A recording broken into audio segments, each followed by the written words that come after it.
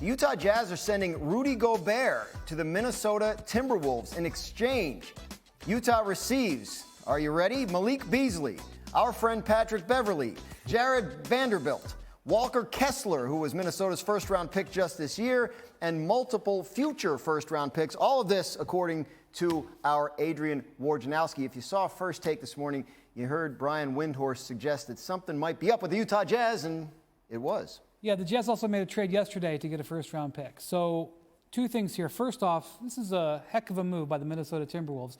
Made the playoffs for the first time in many years. I haven't done my research at this moment, but it was many years. Karl Towns yesterday signs a $220 million extension, and they want to play Karl Towns at power forward. They get one of the great defensive centers we've ever seen to put in the center to help their defense. This is a major move to get a guy like this in his prime under long-term contract to a place like Minnesota. The complexity of the West just changed. But let me just shift to point 2 here. If you are the Phoenix Suns,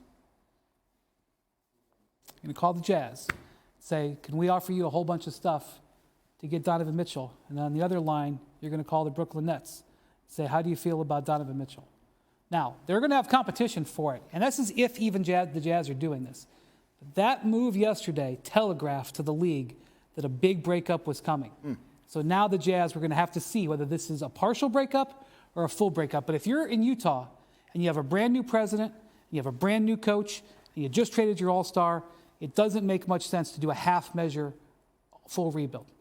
How do you think this plays out, Tim? I mean, look, Donovan Mitchell is a young star. He's on a long-term contract. You could argue the Jazz could try to rebuild around him.